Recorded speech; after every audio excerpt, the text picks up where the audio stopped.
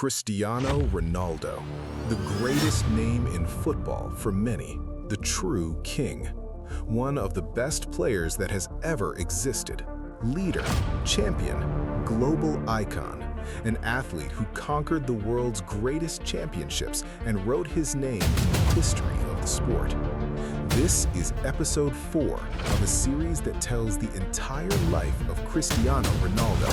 His goals, his achievements, his sacrifices, his challenges, and the path that transformed an ordinary boy into a legend of world football. Before the records, before the titles, and before becoming the greatest goal scorer in history, he went through trials, doubts, and decisive moments. And in today's episode, this will become very evident. Never was Cristiano put to the test as much as in this season. In previous episodes, we followed his origin on the island of Madeira, his simple childhood, his first steps at Andorinha, his time at Nacional, and later his arrival at Sporting Club de Portugal, until his professional debut directly in the Champions League, facing Inter Milan, one of the biggest teams in the world. If you want to know all this in detail, watch episodes 1, 2, and 3, and I tell everything in detail. And if you would like to watch an entire series telling the whole life of Cristiano, like and subscribe to this video so you support me to continue bringing more videos for you in this series. Today, history enters a new chapter. Finally, Cristiano Ronaldo made his professional debut, and the final whistle against Inter Milan in August 2002 left Alvalade in a state of trance. Cristiano Ronaldo's debut was an electric shock to a sporting team that was still trying to understand how to live without the goals of Mario Jardel. Mario Jardel was not just a player. In the early 2000s, he was the most devastating force in European football inside the penalty area. The Brazilian striker arrived at Sporting in 2001 and signed one of the most legendary seasons in the history of Portuguese football. He scored 42 goals in just 30 league games, winning the UEFA Golden Shoe and leading Sporting to the double, Championship and Portuguese Cup. For the fans, he was Super Mario, an infallible hero who transformed any cross into a goal. However, the summer of 2002 marked the beginning of a fall as meteoric as his rise. Consumed by a deep depression, a traumatic divorce, and the unfulfilled desire to be transferred to a European giant, Jardel collapsed psychologically.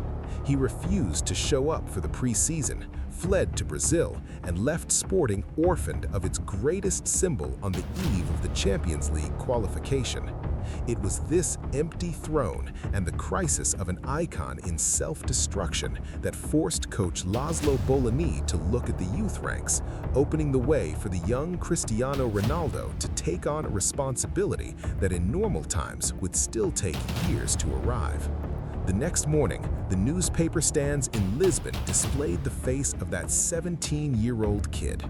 The newspaper A Bola wrote "The New Diamond of Alvalade," while Record highlighted that a new prince was born in the kingdom of the lion. However, behind the brightness of the headlines, the atmosphere in the locker room was far from festive. The veterans, led by Paulo Bento, Beto, and Rui Jorge, felt the pressure. Sporting was the current champion, but the team seemed unbalanced. The media euphoria about Ronaldo began to generate an internal antibody. The locker room whispered that the media was creating a monster before he was a man. The reality check arrived. Just 4 days after the brilliance against Inter, Sporting hosted Belenenses at home for the league opener, August 18, 2002. The stadium expected a party for the current champion, but what was seen was a nightmare.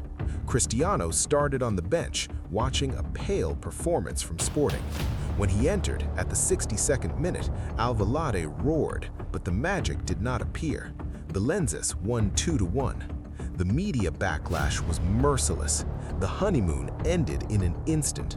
The headlines changed their tone. Champion of what? Did they celebrate so much that the energy ran out? And magic, dribbling, and showing off are not enough to win. Cristiano and Quaresma were the main targets of criticism. The word fominia began to echo in the stands and in the opinion columns. They said they played for the public, but not for the team, that they did circus tricks while the results slipped away.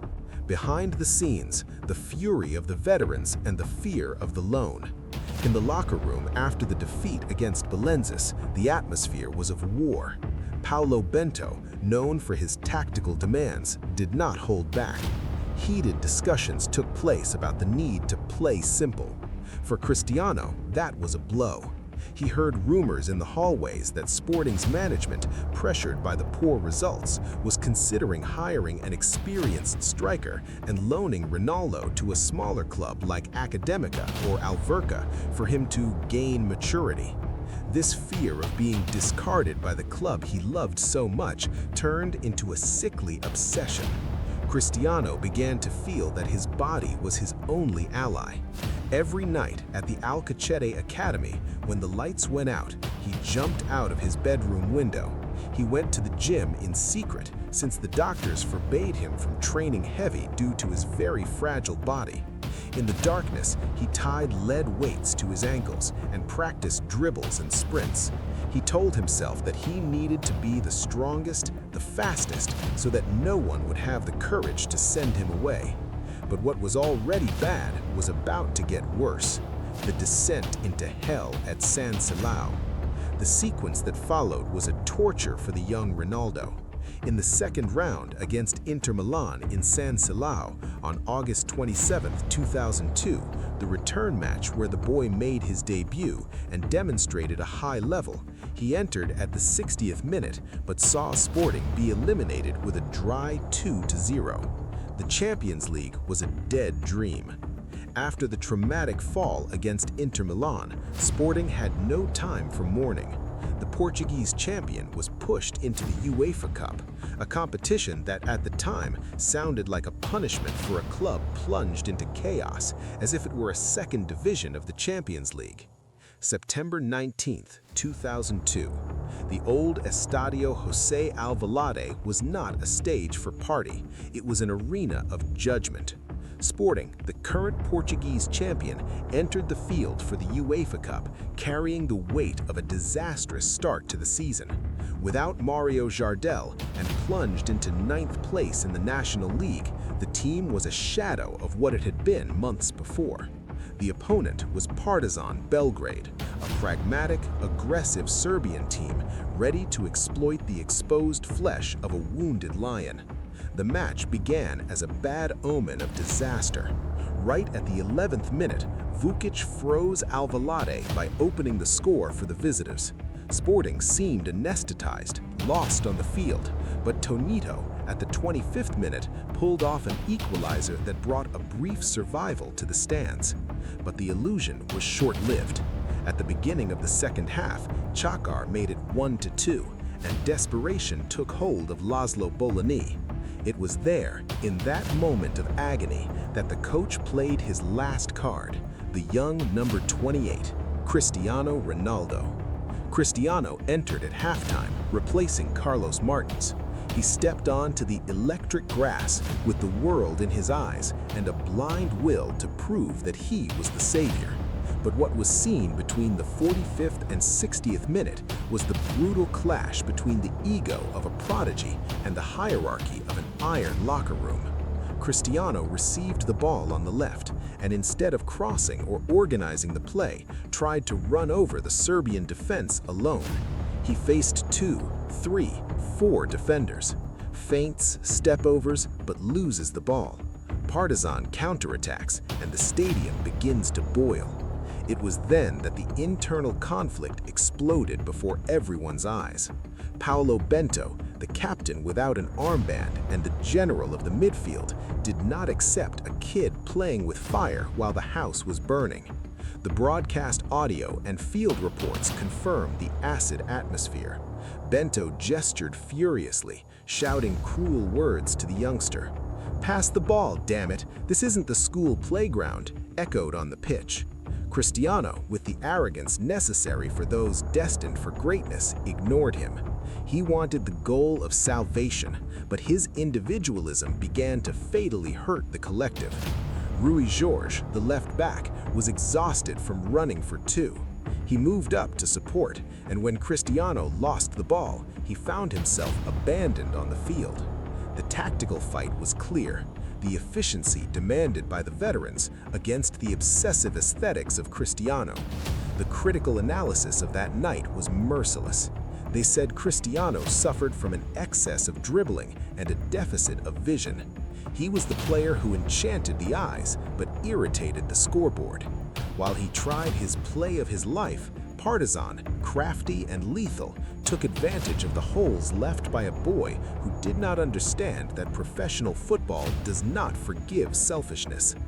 At the 74th minute, the final blow, Iliev made it 1-3. At the final whistle, Alvalade exploded in a monumental boo. White handkerchiefs were waved, and Sporting left the field humiliated in its own house. The press the next day was acidic and merciless, describing Cristiano's performance as a lot of show and little effectiveness. They said Ronaldo's circus tricks were an insult to the agony of a champion that was sinking. He left the field under the weight of being the guilty one, the ball hog who preferred juggling over the result. The locker room was a minefield, and Cristiano's dream seemed to be hanging by a thread. But what the veterans and the critics did not know was that this humiliation was the fertilizer for the most implacable mentality that football has ever known. But the sequence would still get worse. One more shame for the current champion. Rock bottom, the massacre at the Primero de Mayo Stadium. 10 days after the European humiliation against Partizan, Sporting traveled to Minho to face Sporting de Braga. The atmosphere in the old Primero de Mayo Stadium was one of absolute hostility. Braga, at the time a team fighting in the middle of the table, smelled blood. The national champion was wounded, disoriented, and without its compass. The game was an unprecedented tactical collapse. The Leonine defense, once a wall, looked like a sieve. At the 13th minute, Braga was already winning with a goal from Barata. Sporting still tried to react with a goal from Captain Beto, but the team's emotional fragility was evident. Every Braga attack resulted in panic. Before halftime, Barata scored again, and Wender expanded the lead. The scoreboard recorded an unbelievable 3-1, and the champion looked like an amateur on the field. On the substitute bench, the camera repeatedly focused on Cristiano Ronaldo. His face was a mixture of disbelief and impatience. He saw the veterans arguing with each other on the pitch, saw the coach Laszlo Belloni with his arms crossed, helpless. Sporting was not a team, it was a set of players in panic. At the 69th minute, with the game already practically decided, Belloni brought Ronaldo on in place of Carlos Martins. But what followed was not a recovery, it was the deepening of the abyss. Cristiano entered a broken game, where Braga already controlled the pace and the home fans shouted "Olé." The youngster tried his usual runs, but the heavy pitch and the aggressiveness of the Braga defenders cut off his space. In a counterattack, Braga still scored the fourth goal through Ricardo Rocha. Sporting reduced it to 4-2 through Kutuzov, but the damage was done. The final whistle sealed the fate. Sporting fell to 9th place in the standings, an unthinkable position for the title holder. But the worst came the next day. The Portuguese press was merciless. The newspaper A Bola splashed on the cover, "Champion adrift." Record talked about humiliation in Minho. The criticism of Cristiano Ronaldo escalated. Sports commentators began to question if the kid from Madeira had the stamina for the first division. They said his football of tricks and feints was useless in a team that needed character and goals.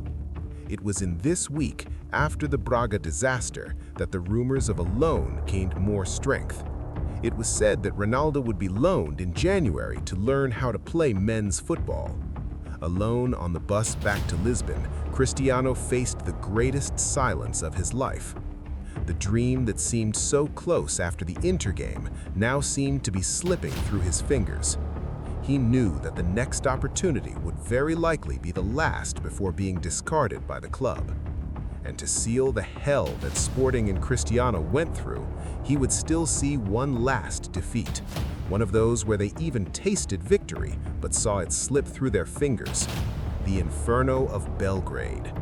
On October 3, 2002, Sporting entered the Partizan Stadium in Belgrade, carrying the weight of an almost certain elimination and a crisis that threatened to destroy the season.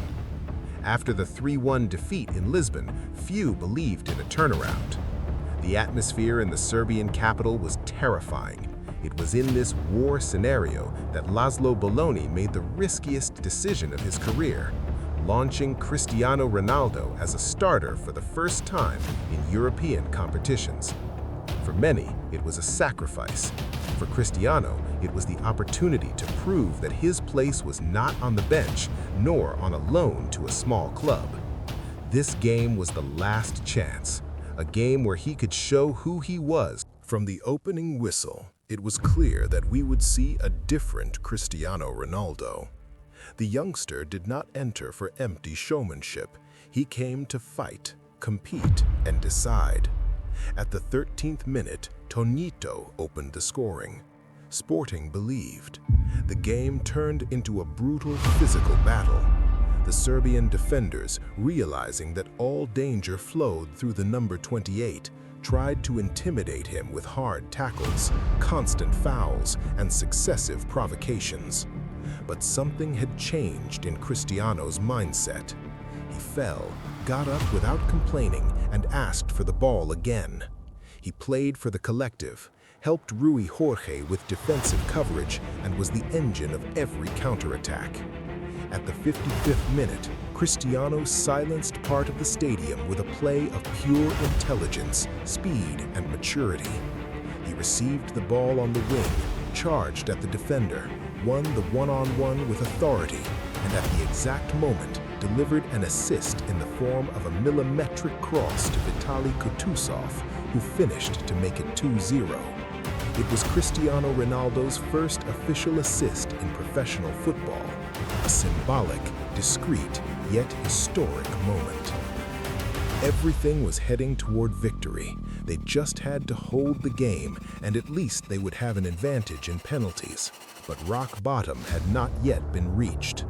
In a collective error, a failure in the defender's marking, Delibasic scored for Partizan at the 78th minute, plunging the Lisbon team into despair again. At the 82nd minute, Contreras managed to score, putting Sporting back in the fight. With this result, the game went into extra time. The team played, went after the result, but could not hold on and conceded 2 more goals in extra time, sealing a 3-3 draw, and due to the previous game's advantage, they were eliminated. Cristiano Ronaldo played 74 minutes of suffocating intensity before being replaced by Carlos Martins, leaving the pitch exhausted and with his body marked by the aggressiveness of the opponents.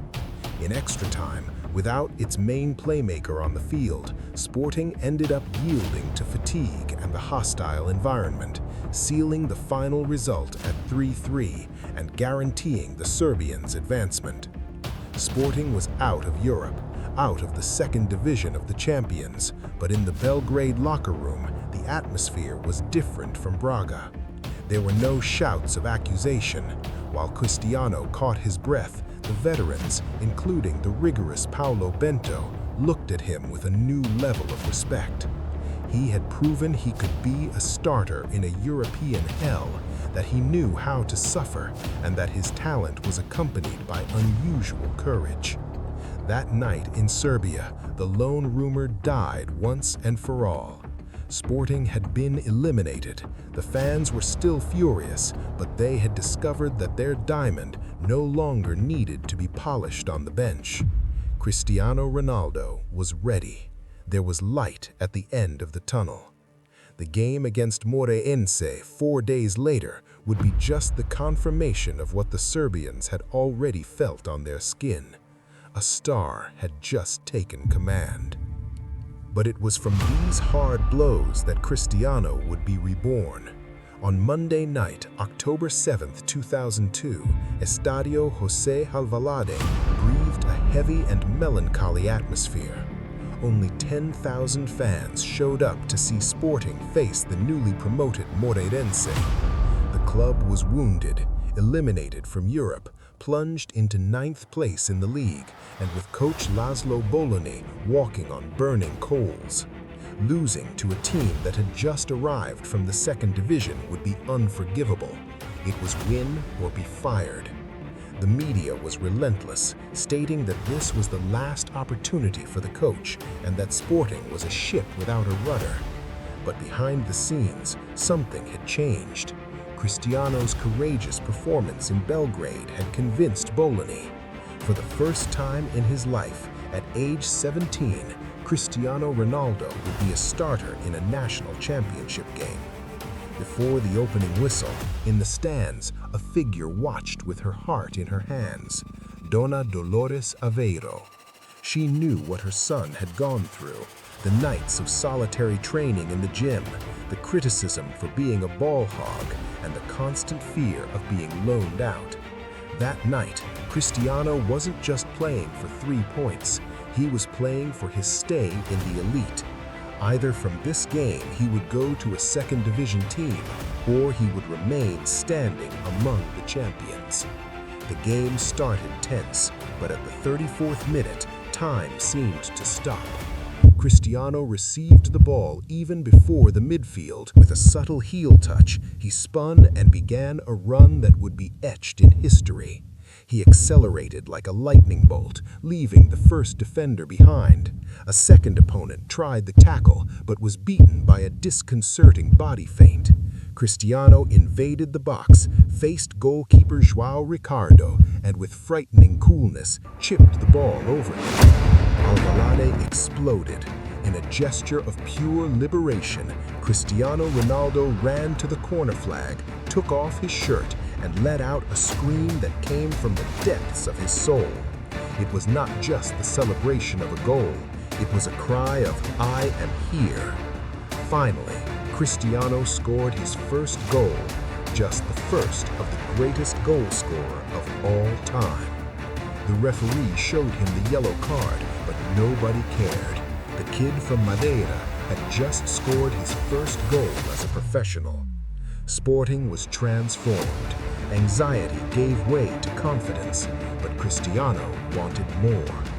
Already in stoppage time, at the 90th minute, after a corner taken from the right, Cristiano rose higher than all the Moreirense defenders. With a powerful and accurate header, he made it 3-0. The second goal of the night, the second goal of his career. And there, his art of heading, which in the future would make him one of the best headers in the world, began. At the final whistle, the television cameras did not look for the coach or the veterans. They focused only on the number 28. In the stands, the images of Dona Dolores crying compulsively with joy moved the country. The media reaction the next day was an earthquake. The newspaper A Bola titled "Ronaldo, the Savior of Alvalade." Record wrote, "A star is born." The same commentators who previously asked for his loan now demanded that he never leave the starting 11. Cristiano Ronaldo had gone from a suspect talented youth to a national phenomenon in just 90 minutes. The sporting chaos was still existent, but now the light at the end of the tunnel was more visible than ever. The world had just met the player who years later would become the greatest of all time. These were just his first 2 goals. Depending on when you are watching this video, it may be that Ronaldo has not yet reached 1,000 goals, but that will happen. I will tell you every detail of every goal he made. Thank you for following episode 4. If you want to see the complete life of the king, don't forget to like this video and subscribe to the channel. Your subscription is what motivates me to continue with this epic series. See you in the next episode.